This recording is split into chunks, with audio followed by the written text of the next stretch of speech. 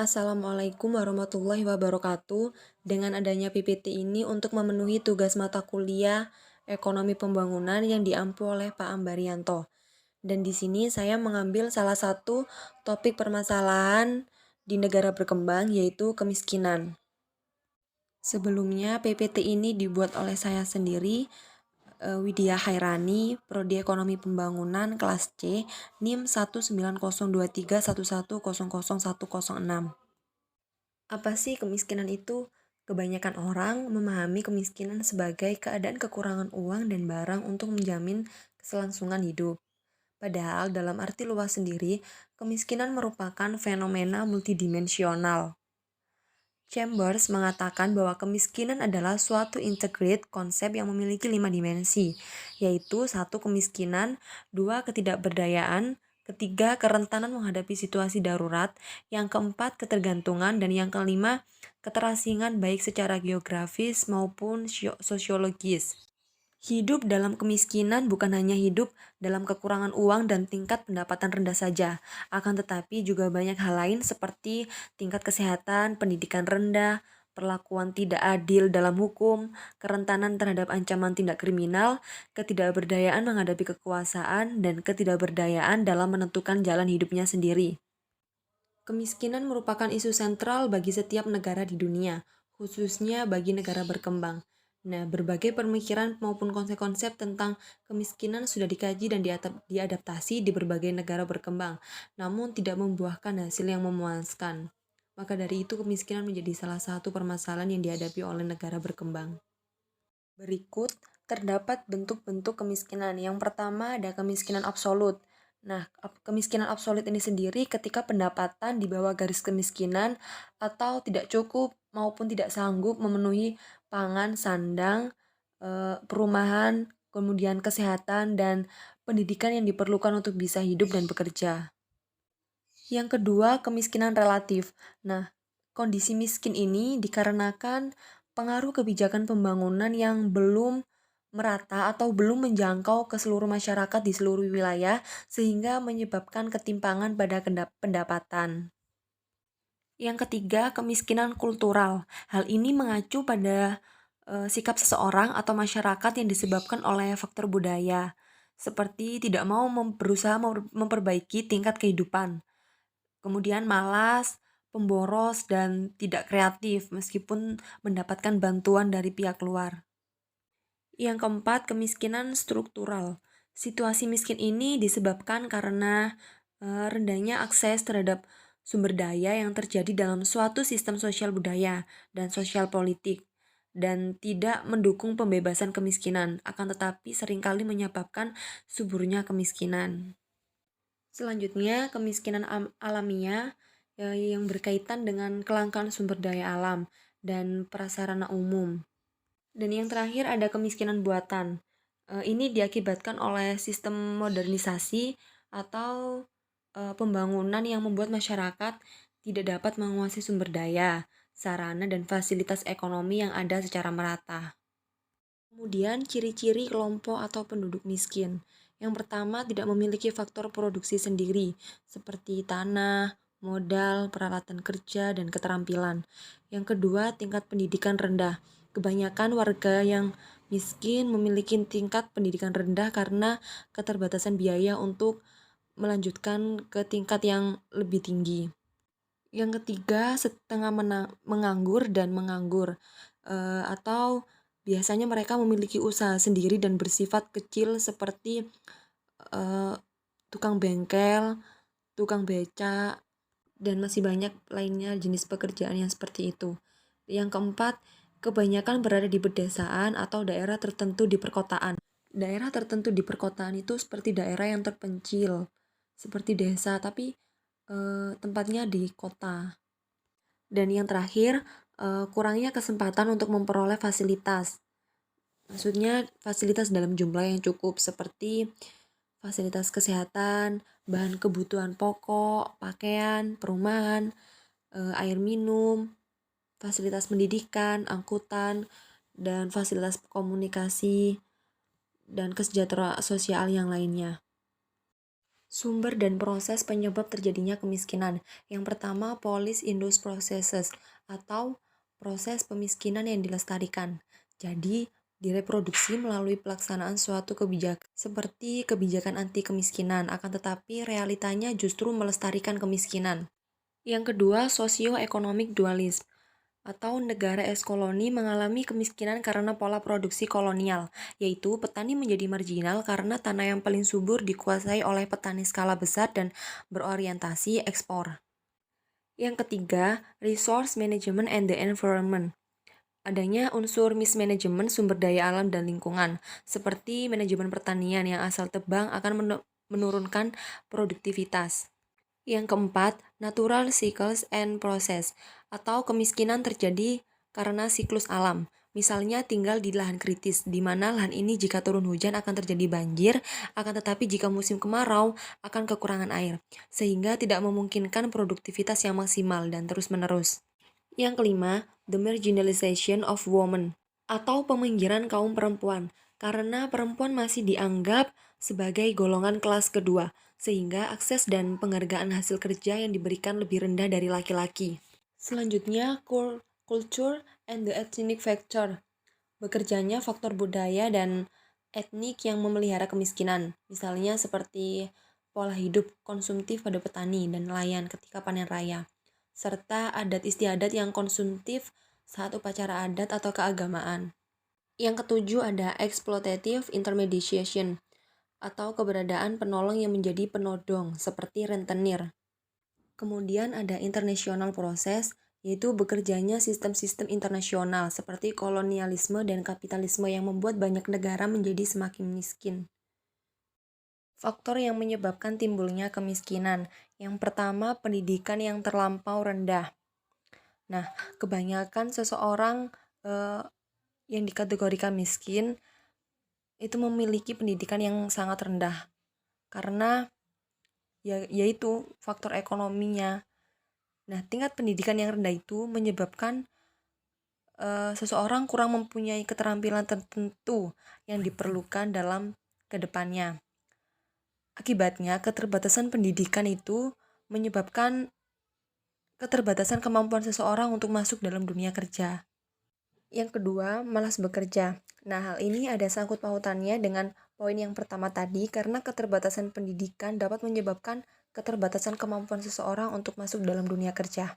Nah, ketika seseorang merasa sulit untuk masuk dalam dunia kerja, maka ketika dia sudah mencoba beberapa kali masuk dalam dunia kerja dan hasilnya masih nihil, selanjutnya dia akan merasa malas ataupun capek seperti bersandar pada nasib seperti itu dan kehilangan gairah untuk bekerja.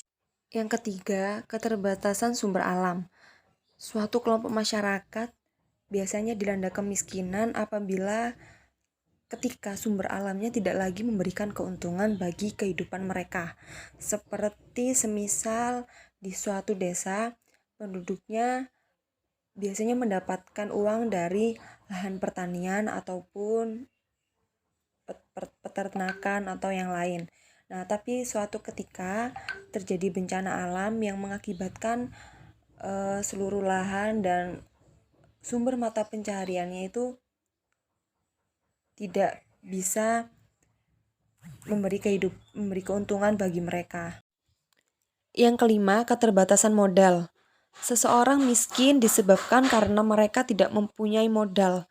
Nah, modal yang dimaksud di sini yaitu modal material dan modal keterampilan ataupun pengetahuan.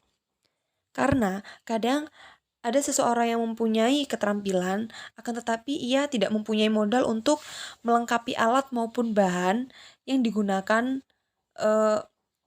untuk mengembangkan keterampilannya dengan tujuan untuk memperoleh penghasilan. Yang keenam ada beban keluarga. Nah, seseorang mempunyai anggota keluarga yang sangat banyak, tapi tidak diimbangi dengan usaha peningkatan pendapatan. Jadi semisal ada satu keluarga memiliki anak, bisa dikatakan 5 anak. Akan tetapi pekerjaan sang ayah ini itu tadi cuma eh, pegawai pabrik yang gajinya mana cuma 3 juta. Dan itu bisa kita lihat dengan 3 juta itu tidak bisa atau tidak cukup untuk mencukupi kebutuhan kelima anaknya tersebut. Pada dasarnya, penyebab kemiskinan yang sudah dijelaskan tadi bermuara pada teori lingkaran setan kemiskinan menurut Nuss.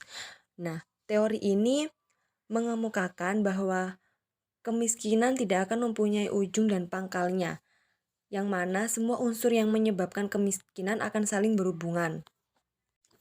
Seperti gambar yang terdapat di slide, adanya keterbelakangan, ketidaksempurnaan pasar, dan kurangnya modal akan menyebabkan rendahnya produktivitas. Nah, rendahnya produktivitas akan mengakibatkan rendahnya pendapatan yang diterima.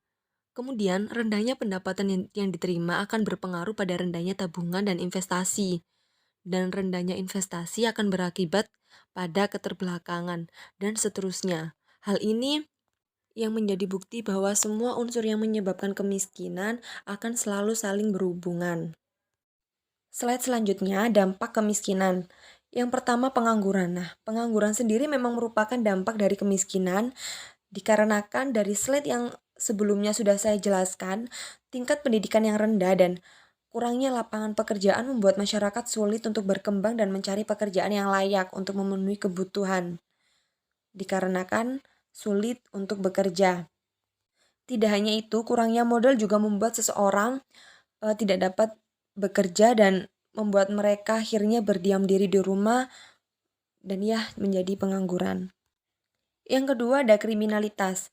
Nah, ada sangkut pautnya dengan pengangguran tadi ketika seseorang sudah berdiam diri di rumah secara terus-menerus atau menjadi pengangguran secara terus-menerus, akan tetapi kebutuhannya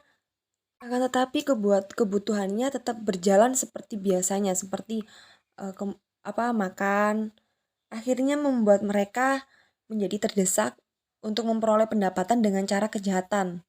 Karena dengan cara yang baik mereka tidak mempunyai modal, yaitu ilmu dan keterampilan yang cukup. Yang ketiga, putusnya sekolah. Hal ini seringkali dialami oleh anak-anak yang perekonomiannya rendah dan kebanyakan orang tua di masyarakat miskin itu mempunyai pikiran jika sudah buat makan saja cukup, ya sudah ngapain bekerja, lebih baik mereka anak-anak itu disuruh untuk bekerja, entah itu sebagai kuli atau pekerjaan apapun yang bisa mereka anak-anak itu lakukan. Padahal anak-anak itu sebagai generasi penerus yang merupakan dampak panjang dan buruk karena anak-anak itu tadi seharusnya mendapatkan hak mereka untuk bahagia, mendapatkan pendidikan, mendapatkan nutrisi yang baik. Maka dari itu, putus sekolah dapat menyebabkan mereka terjebak dalam kesulitan hingga dewasa dan dampak pada generasi penerus. Yang keempat, kesehatan. Bagi keluarga miskin, seringkali mereka menyepelekan tentang kesehatan karena bagi mereka itu makan saja sudah cukup. Maka dari itu tidak heran jika banyak di antara keluarga miskin yang mengalami gizi buruk karena mereka kurang dalam memenuhi kebutuhan gizi yang seimbang. Gizi buruk ini biasanya banyak dialami oleh anak-anak karena mereka kurang diberikan makanan yang mengandung karbohidrat dan protein. Atau bisa dibilang mereka diberikan makanan yang seadanya. Ketidakcukupan ekonomi membuat mereka tidak dapat membeli bahan makanan yang bernilai gizi. Selanjutnya, tingkat kematian yang meningkat. Banyak yang mengalami kematian dikarenakan kelaparan ataupun melakukan tindak bunuh diri karena mereka tidak kuat dalam menjalani kemiskinan yang dialaminya. Strategi penanggulangan kemiskinan. Yang pertama, program pengentasan kemiskinan juga harus memperhatikan dimensi lain. Jadi maksudnya di sini itu karena kan kemiskinan itu bersifat multidimensional, maka seenggaknya programnya itu juga tidak hanya memprioritaskan aspek ekonomi saja, tapi memperhatikan dimensi yang lain.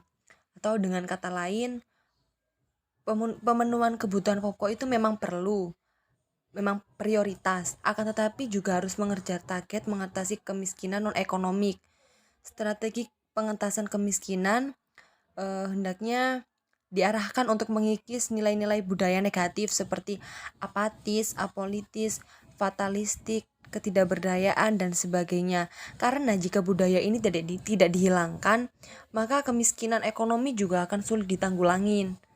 Seperti itu. Nah, selain itu, langkah pengentasan kemiskinan yang efektif juga harus mengatasi hambatan-hambatan yang sifatnya struktural dan politis.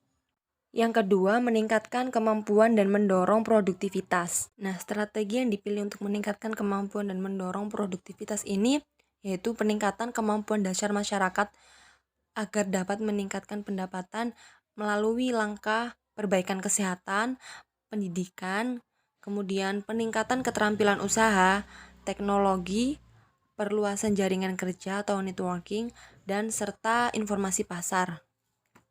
Yang ketiga, melibatkan masyarakat miskin dalam keseluruhan proses penanggulangan.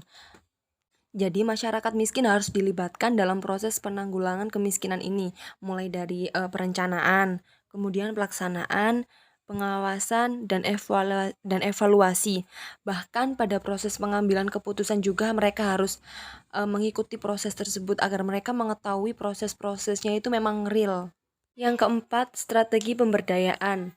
Kelompok miskin diberi kebebasan untuk mengatur dirinya sendiri karena menurut kelompok agrarian populisme yang dipelopori oleh kelompok pakar dan aktivis LSM menegaskan masyarakat miskin adalah kelompok yang mampu membangun dirinya sendiri jika pemerintah mau memberi kebebasan bagi kelompok itu untuk mengatur dirinya sendiri. Studi kasus kemiskinan di Thailand.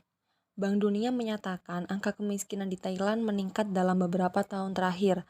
Tingkat kemiskinan naik menjadi 9,8% dari 7,2%. Thailand yang dulunya sempat berjaya di abad 16 dan 17 karena kerajaan Ayutthaya adalah pusat perdagangan internasional dan lebih kaya daripada kebanyakan negara di Eropa. Akan tetapi juga menjadi negara pertama yang mengalami krisis ekonomi pada tahun 1997. Thailand memang bukan negara yang paling sulit di dunia, akan tetapi PDB per kapitanya sekitar 6.000 dolar Amerika Serikat yang angkanya jauh di bawah rata-rata global. Sebab kemiskinan di Thailand. Yang pertama, korupsi. Seperti banyak yang dikabarkan, Thailand terkenal karena korupsinya. Entah itu dari kalangan politisi, birokrat pemerintah, ataupun orang-orang pada umumnya. Mereka kebanyakan merusak kekuatan dan uang, yang dimana sistem perbankan tersebut berusaha untuk membangun stabilitas nasional. Bahkan di Thailand sering terjadi kudeta militer yang disebabkan oleh korupsi.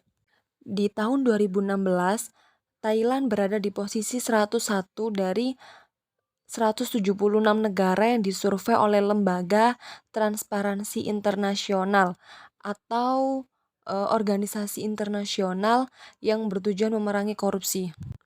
Dalam pemeriksaan tersebut dilaporkan bahwa Thailand menjadi negara paling lemah dalam upaya memberantas korupsi sepanjang 2016 yang diperintah oleh militer. Bahkan saking maraknya korupsi yang ada di Thailand, di tahun 2015 organisasi pemberantas korupsi di Thailand atau ACT membuat Museum Korupsi Thailand di Pusat Seni dan Budaya Bangkok karena menurut Mr. Mana Nimit Mongkol dari ACT, Thailand adalah negara dengan budaya patrones. Banyak generasi yang telah melihat korupsi dan terbiasa dengan korupsi tersebut. Jadi kami ingin membuat museum untuk memberitahu para penipu bahwa hal-hal yang mereka lakukan adalah jahat. Mereka akan tercatat dalam sejarah Thailand dan orang Thai tidak akan pernah melupakan atau memaafkan mereka. Saking parahnya korupsi yang terjadi di Thailand. Yang kedua, infrastruktur dasar. Nah, Thailand kekurangan pembangunan infrastruktur dasar yang baik karena banyak proyek yang rusak dan tidak selesai pada waktunya. Dan juga pemerintah Thailand terlalu memusatkan pembangunan di Bangkok. atau daerah perkotaan. Pemerintah di Thailand terlalu mengabaikan daerah pedesaan. Hal ini dibuktikan dengan sumbangan GDP Bangkok untuk Thailand sebesar 50%, meskipun penduduk Bangkok hanya 10% dari populasi Thailand. Selanjutnya, pendidikan dasar yang buruk. Seperti yang kita tahu, pendidikan merupakan sumber utama untuk mobilitas sosial. Di Thailand sendiri, hampir semua guru tidak terlatih untuk mengajar mata pelajaran tertentu, sehingga mereka tidak tahu bagaimana menerapkan pengetahuan yang ada ke dalam konteks yang benar. Selain itu, sistem pendidikan yang tidak memadai di Thailand menyebabkan kesenjangan pendapatan antara masyarakat perkotaan dengan pedesaan di Thailand, yang akibatnya mereka tidak dapat atau tidak mampu menyekolahkan anaknya sampai bahkan di tingkat sekolah dasar. Yang terakhir, sumber daya manusia salah urus. Jadi jika di Thailand itu kebanyakan memilih untuk pensiun secara dini. Kebanyakan dari mereka juga suka memuliakan bos untuk mendapatkan promosi. Mereka juga tidak suka memperbaiki diri dan tidak terlatih untuk menangani beban kerja dan berbagai perubahan keadaan yang ada. Dampak kemiskinan di Thailand, adanya kawasan kumuh di perkotaan, yaitu mereka para masyarakat atau keluarga miskin yang berada di daerah pedesaan yang notabene tidak dipedulikan oleh pemerintah, karena kebanyakan pemerintah lebih mengutamakan pembangunan di Bangkok ataupun perkotaan ataupun pusat kota. Maka dari itu, penduduk dari desa kebanyakan melakukan migrasi ataupun perpindahan dari desa ke kota.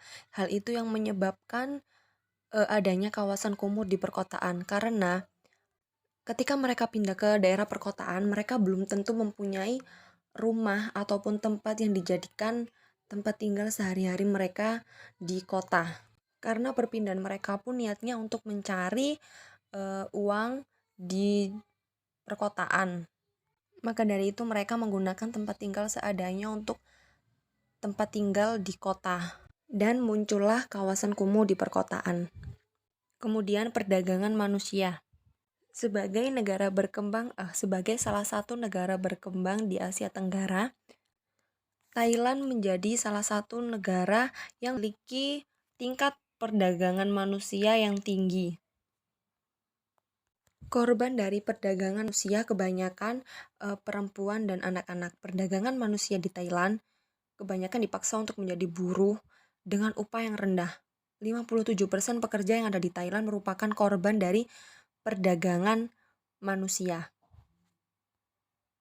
Thailand sendiri menjadi negara asal, negara transit, dan negara tujuan korban perdagangan manusia terbesar yang berasal dari berbagai negara. Thailand merupakan pusat eksploitasi seksual dan tenaga kerja di wilayah submekong besar.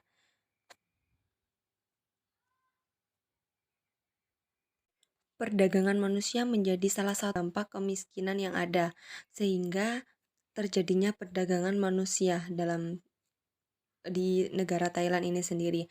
Banyak kasus di Thailand, anak-anak dari keluarga tidak mampu juga menjadi salah satu sumber penawaran bagi pelaku perdagangan manusia di Thailand. Selanjutnya, putus sekolah. Ya, seperti yang kita tahu, dampak dari kemiskinan sendiri, terutama putus sekolah. Selanjutnya, putus sekolah. Hal ini seperti yang kita tahu tidak hanya terjadi di Thailand saja, akan tetapi juga terjadi di berbagai negara yang memiliki suatu kelompok miskin. Karena kebanyakan mereka atau kelompok miskin tadi itu memilih untuk putus sekolah dikarenakan faktor ekonomi. Di Thailand sendiri, anak-anak yang putus sekolah kebanyakan menjadi penawaran pelaku perdagangan manusia yang ada di Thailand.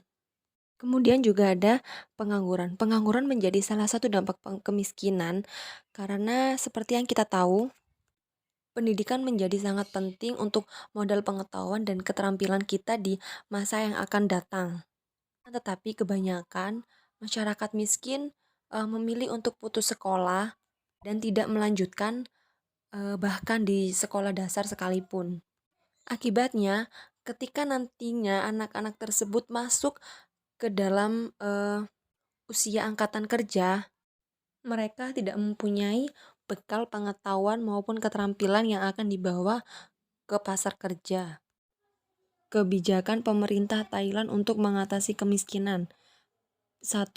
Perluasan berbasis segitiga pembangunan, yaitu stabilisasi, kesejahteraan, dan keberlanjutan. Hal ini guna mengurangi ketimpangan ekonomi yang ada di masyarakat Thailand. Kemudian yang kedua, pemberlakuan aturan hukum. Thailand telah menerapkan hukuman mati bagi orang-orang yang melakukan korupsi. Selanjutnya, mengembangkan rumah tangga mandiri melalui berbagai program. Nah, pemerintah Thailand mengeluarkan kebijakan strategi nasional perumahan dan mendirikan komite kebijakan perumahan nasional. Ada 2 lembaga yang mengurusi perumahan, yaitu Otoritas Perumahan Nasional dengan programnya yaitu Ban Ewa Arton atau BEA dan Institut Pengembangan Organisasi Masyarakat dengan program Ban Mangkong atau BMK.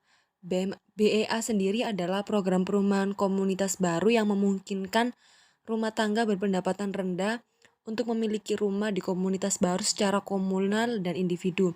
Nah, program BEA ini juga memiliki sasaran rumah tangga dengan pendapatan bulanan Thailand Baht 15.000 atau kurang. Kemudian pemerintah juga memberikan subsidi sebesar 80.000 baht dari total 470.000 baht. Subsidi ini akan digunakan untuk membangun sarana dan prasarana pendukung.